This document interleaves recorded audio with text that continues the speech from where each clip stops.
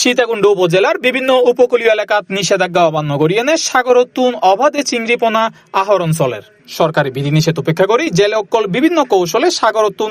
চিংড়িপোনা সংগ্রহ করি যার এতে করি একমিককে যেন চিংড়ির বংশ বিস্তার ক্ষতিগ্রস্ত অন্যমিকে নিধনর হাজার হাজার অন্য মাছের পোনা জানা গেই জোয়ারের সময় উপকূলীয় বিভিন্ন এলাকাত বিশেষ ধরনের জাল ব্যবহার করিয়ে বিপুল পরিমাণ চিংড়িপোনা আহরণ করার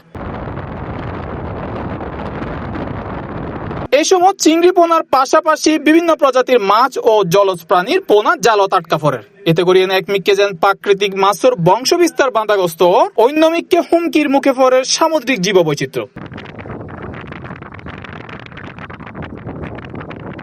সরজমিনে যাইনে দেখা গেই সন্দ্বীপ চ্যানেলের কুমিরা এবং বাঁশবাড়িয়া ফেরিঘাট এলাকাত অবাধে চিংড়ি পোনা আহরণ গড়ের কিছু ব্যক্তি পোনা সংগ্রহ করি ব্যাগ এক জায়গাত গড়ি উগ্র সিন্ডিকেট ব্যাগ ক্রয় করিল শিকারীর হাসতুন বিভিন্ন আড়ত রাত ও রাঁধার এসব রেণু ফোঁসাইজার খুলনা সাতক্ষীরা বাগেরহাট সহ বিভিন্ন স্থানত স্থানীয় জেলে অক্কল জানাই চিংড়ি পোনা আহরণ করিয়ে বিভিন্ন এলাকাত বিক্রি করা নিষিদ্ধ জাল ব্যবহার করি নির্বিচারে পোনা ধরার হারণে ভবিষ্যতে সাগরের মাছের উৎপাদন কমে যাবার আশঙ্কা আছে। এই খবর পাইনে সীতাকুণ্ড উপজেলা মৎস্য দপ্তর বেশ কয়েকবার অভিযান পরিচালনা করিয়ে অবৈধ জাল জব্দ করে এবং তা জনসম্মুখে আগুন দিয়ে নষ্ট করে ফেলায়। উপজেলার মৎস্য কর্মকর্তা মোতাসিম বিল্লাহ জানাই সীতাকুণ্ড উপজেলার সন্দ্বীপ চ্যানেলে সব সময় পুরো সারা বছর চিংড়ির পোনা ধরা নিষিদ্ধ। কারণ হচ্ছে এই চিংড়ির পোনা ধরার সময়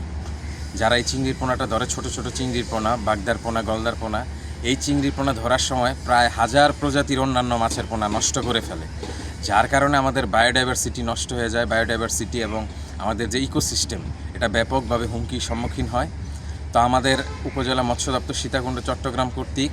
নিয়মিত অভিযান অব্যাহত থাকবে এবং যারা এইসব কাজের সাথে জড়িত তাদেরকে আইনের আওতায় এনে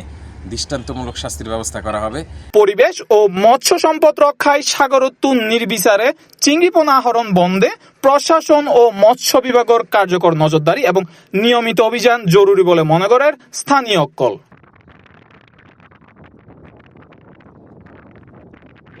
C+ TV চট্টগ্রাম।